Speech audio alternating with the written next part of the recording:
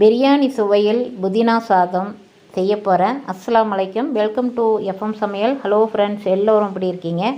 ஒரு கைப்பிடி அளவுக்கு புதினாவை நல்லா நம்ம பறிச்சுட்டு அதை நல்லதாக நல்லா பறித்து நல்லா வாஷ் பண்ணிக்கணும். நம்ம கீரையாக இருந்தாலும் புதினா மல்லியாக இருந்தாலும் மஞ்சத்தூள் போட்டு கொஞ்சம் நம்ம வாஷ் பண்ணிக்கிறது ரொம்ப நல்லது.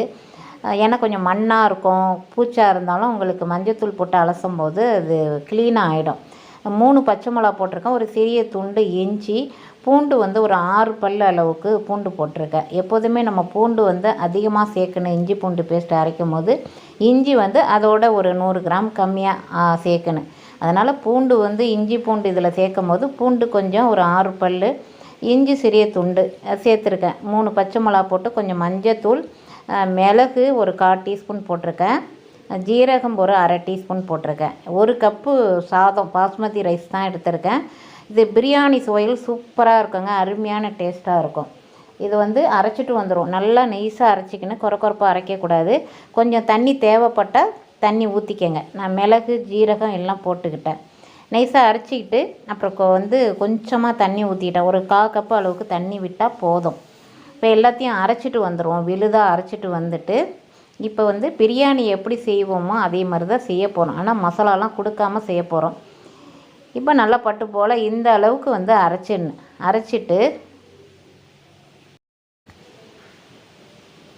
அடுப்பை ஆன் பண்ணி ஒரு குக்கர் வச்சுருக்கேன். இப்போ குக்கர்லாம் போடல, இது அடி கனமான பாத்திரமாக இருக்கிறதுனால நான் பாஸ்மதி ரைஸாக இருக்கிறதுனால நம்ம பிரியாணியாக இருந்தாலும் கீ ரைஸாக இருந்தாலும் புதினா ரைஸாக இருந்தாலும் மல்லி ரைஸாக இருந்தாலும் தக்காளி ரைஸாக இருந்தாலும் நம்ம ஒரு அடிகனமான பாத்திரம் வச்சுக்கிறது ரொம்ப அவசியமானது. ஆயில் ஒரு 4 டீஸ்பூன் விட்டுக்கிட்டு சின்னதாக ஒரு பட்டை, 2 கிராம்பு, 2 ஏலக்காய், கல்பாசி 1 போட்டு வெங்காயம் ஒரு பெரிய வெங்காயமாக 1 எடுத்து ஸ்லைஸாக கட் பண்ணிக்கிட்டு ஒரு வெங்காயம் போதும். 1 கப்பு தான் பாஸ்மதி ரைஸு எடுத்திருக்கேன். நீங்கள் ஜீரக சம்பா அரிசியில் கூட செய்துக்கலாம். ஆனால் புழுங்கல் அரிசியில் சாப்பாடு அரிசியில் செய்யும் போது அந்த ருசி நமக்கு கிடைக்காது. இதில் கடலை போடலாம், அப்புறம் முந்திரி போடலாம். நான் முந்திரி மட்டும் என்கிட்ட கடலை இல்லை, அதனால் நான் கடலைப்பருப்பு கொஞ்சமும் ஊற வச்சு முந்திரி ஒரு 10 கட் பண்ணியும் போட்டிருக்கேன். ஏன்னா முந்திரி போடுறது அந்த புதினாவோட சுவை கூடுதலாக இருக்கும். அதில் கடலை சேர்த்தாலும் நல்லாயிருக்கும். ஆனால் கடலை இல்லை, நீங்கள் சேர்க்குறதா இருந்தால் சேர்த்துக்கங்க. எல்லாத்தையும் பொன்னிறமாக வதக்கிட்டு இது நல்லா கொஞ்சோண்டு ஒரே ஒரு தக்காளி சின்னதாக ஒரு தக்காளி சேர்த்துக்கிட்டால் இன்னும் ருசி கூடுதலாக நமக்கு கிடைக்கும். அந்த தக்காளி நம்ம போடுறதுனால அந்த பிரியாணியோட டேஸ்ட்டு நமக்கு கிடைக்கும். இதில் புதினா பாதி மல்லி பாதி கூட எடுத்துக்கலாம். ஆனால் நான் புதினா மட்டுமே செய்திருக்கேன். இது லஞ்ச் பாக்ஸ் ரெசிபி. குழம்பு இல்லாத நேரத்தில் நம்ம செய்ய சும்மா நம்ம இந்த குழம்பு அந்த குழம்பு நம்ம யோசனை பண்ணிக்கிட்டே இருப்போம். டக்குன்னு இந்த ரெசிபியை செய்து நம்ம தயிர் பச்சடியோடு சாப்பிட்றலாம். ஒரு முட்டை அவியல் வச்சு செய்திடலாம். டக்குன்னு எது வேணாலும் ஒரு உருளைக்கிழங்கு கூட வறுவல் பண்ணிக்கலாம். லஞ்சு பாக்ஸுக்கு இது சூப்பராக இருக்கும். பசங்களாம் மீண்டும் மீண்டும் கேட்டு வாங்கி சாப்பிடுவாங்க, அவ்வளோ டேஸ்ட்டாக இருக்கும் அப்படின்னு. இப்படி செய்து பாருங்கள். புதினா ரைஸ் இப்படி செய்தால் தான் நல்லாயிருக்கும். இது பிரியாணி மாதிரியே இருக்கும். பிரியாணி எந்த சுவையில் இருக்கோ அந்த சுவையில் கிடைக்கும். இதை நல்லா வதக்கிடுவோம். அந்த வெங்காயம் தக்காளி எல்லாம் வதங்கி வதங்கின பிறகு இந்த பேஸ்ட்டை புதினாவை நம்ம அரைச்சி வச்சுருக்கோம் இல்லையா, மிளகு ஜீரகம் பச்சை மிளகா இஞ்சி பூண்டு அதெல்லாம் கொடுத்து நம்ம அரைச்சிருக்கோம் இல்லையா, அந்த விழுதை இதில் சேர்த்துக்கணும். நல்லா வதக்கி விட்டுட்டு சேர்த்துக்கணும். சூப்பராக இருக்குங்க. பசங்களுக்கெல்லாம் ரொம்ப பிடித்தமான அந்த புதினா ரைஸ். புதினாவில் நிறைய நன்மைகள் இருக்குது. இது ரொம்ப டேஸ்ட்டு நமக்கு அருமையாக இருக்கும். நிறைய என்னோடய எஃப்எம் சமையலில் ரெசிபிகள் நிறைய போட்டிருக்கேன். என்னோடய ரெசிபிகளை எஃப்எம் சமையலில் செக் பண்ணி பாருங்கள். உங்களுக்கு என்ன ரெசிபிகள் வேணும்னாலும் அதில் செக் பண்ணி பார்த்தா நீங்கள் கமெண்டில் சொல்லுங்கள். அதில் எப்படி இருக்குது என்னோடய ரெசிபிகள் இருக்குது அப்படிங்கிறத உங்கள் கருத்துக்களை நான் வரவேற்கிறேன். இப்போ எல்லாத்தையும் வதக்கிட்டோம். அந்த புதினாவை நம்ம அரைச்ச பேஸ்ட்டை இதில் போட போகிறோம். போட்டுட்டு நல்லா வதக்கி விட போகிறோம். இதுலேயே நான் 1 கப்பு பாஸ்மதி ரைஸ் எடுத்திருக்கேன். அதில் 2 கப் அளவுக்கு தண்ணி விட போகிறோம். இதை நல்லா வதக்கி விட்டுக்குன்னு அந்த நல்லா வதக்கின பிறகு 2 கப் அளவுக்கு நான் அந்த மிக்ஸி ஜார்லேயே தண்ணி விட்டு அந்த அளந்து ஊற்றிக்கிட்டேன். உங்களுக்கு அந்த தெரியாததுனால நான் அதிலேயே ஊற்றிக்கிட்டதுனால நான் 1 கப்பு பாஸ்மதிக்கு 2 கப் அளவுக்கு தண்ணி விட்டுருக்கேன். தண்ணியோட அளவு கரெக்டாக இருந்துச்சு எனக்கு. நல்லா உதிரியாக நல்லா கரெக்டாக வந்துச்சு.